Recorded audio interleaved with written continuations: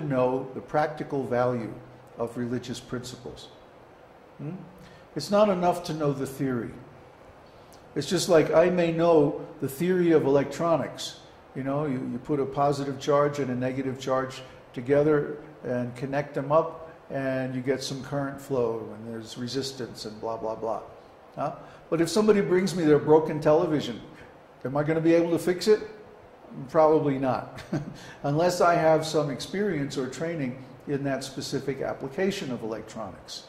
So the same thing is true in spiritual life. Someone may know the theory of spiritual life, aham brahmasmi, I am a spiritual being. Well, that's great. Now, how do I put food on the table? Or how do I decrease my entanglement with material identification? Even better. Or, best of all, how do I develop love of God and get out of this material entanglement completely? That's the process of chanting the holy name, bhakti. The difference between bhakti and other religious processes, such as yoga or meditation, jnana or cultivation of knowledge, and karma or performance of auspicious activities for material gain, is that the activities and the results of bhakti are eternal. For example, I may go to church, or I may perform some charity or some other pious activities, and because of that I may get some material benefits in life. Maybe I get wealth or fame or prestige or recognition, something like that. But is that eternal? No, because it has a beginning and an end. If I get money, someday I'll spend all the money, or somebody will steal it. If I get fame, well, we all know how flickering fame can be. And if I get recognition as a pious person or something like that, even that is finished at the time of death. And even if I go to heaven, even that's temporary. After thousands of years of heavenly delights, guess where we have to go? Right back here to earth again. Because liberation is only given to people living on earth. It's very rare that someone in the heavenly planets will attain liberation. There's just too much material enjoyment. So here on earth, we have a good opportunity for spiritual life. But even if we acquire a lot of knowledge about spiritual life, as I pointed out, knowledge is not the same as practice. Knowing how to do something is not the same as being expert in doing it. I may know all the physics involved in roller skating, but if I don't practice roller skating, I'm going to fall.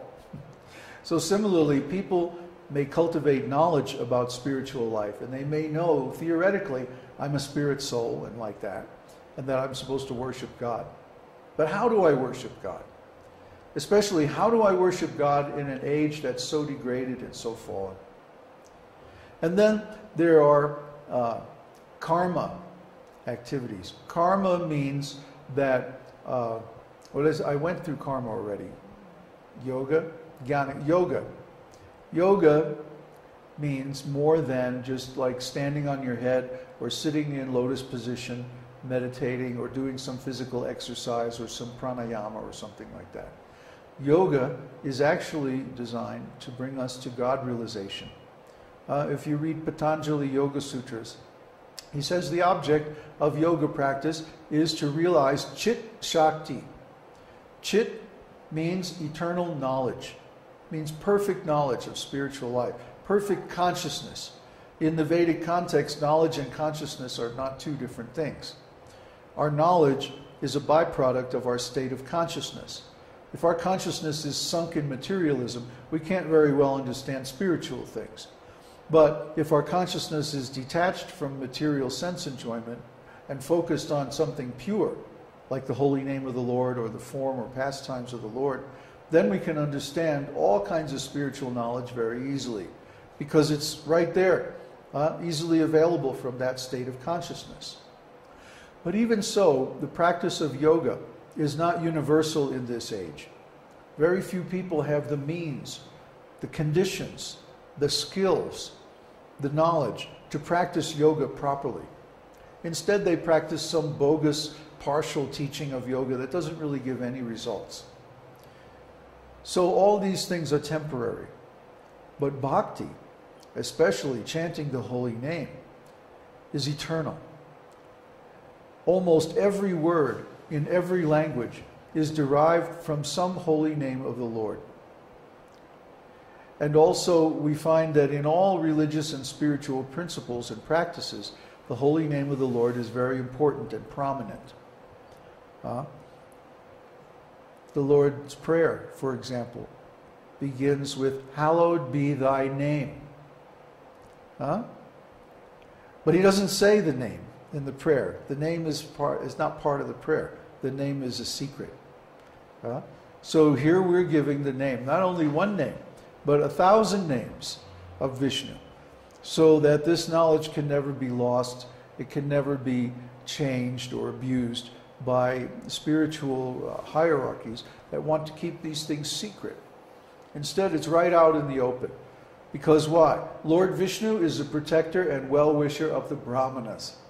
Those who want to understand what is Brahman, what is spirit, what is consciousness, how do we change our consciousness?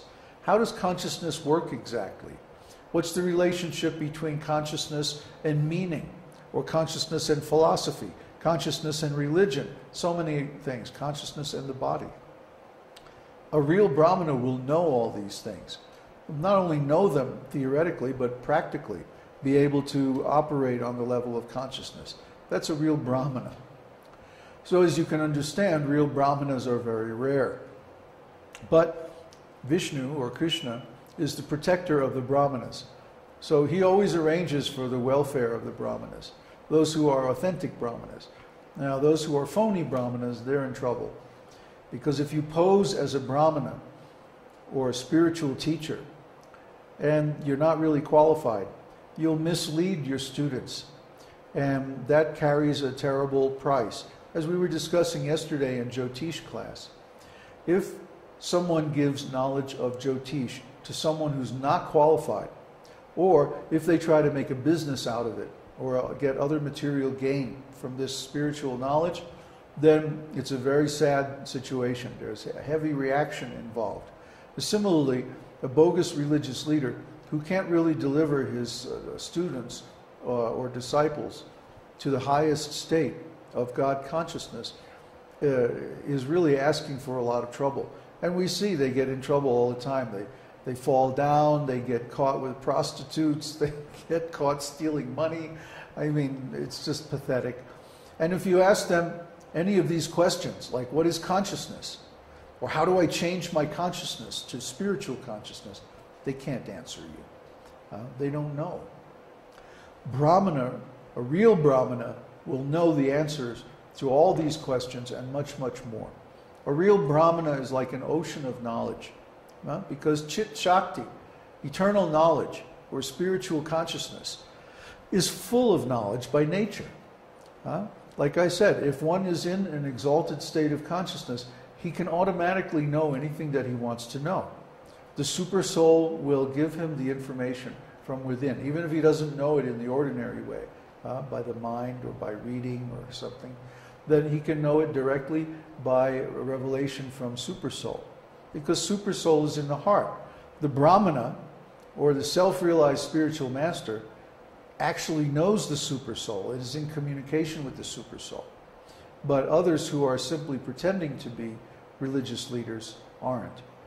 So Lord Vishnu is the protector and well-wisher of the Brahmanas, and he is aware of all principles of religion. Actually, what is a principle of religion? Simply that which pleases God. So whatever God does, whatever God says, and whatever pleases him is automatically religious. It's automatically pure. And it's right. Why? Because God said so. God is the highest authority.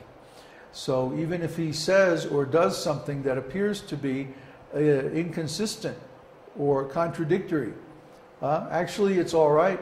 We simply don't understand that level of spiritual principles. For example, Lord Krishna was dancing in the middle of the night in the forest with other men's wives. So normally this would be considered immoral. And some people try to criticize Krishna like that. But wait a minute. Krishna is the Supreme Personality of Godhead. That means everyone and everything is his energy. So if he wants to enjoy his energy, what's the problem? Huh?